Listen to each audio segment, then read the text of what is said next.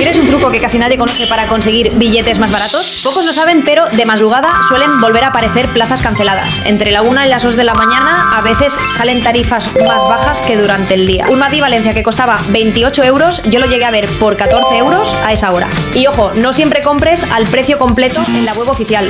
Descárgate Trainpal y usa el código ES55, los nuevos usuarios tienen 5 euros de descuento. Madrid a Valencia, por ejemplo, a veces sale por solo 4 euros y puedes elegir asiento gratis. ¿A dónde quieres ir en tren? Dime tu destino en comentarios y te ayudo a encontrar el mejor precio.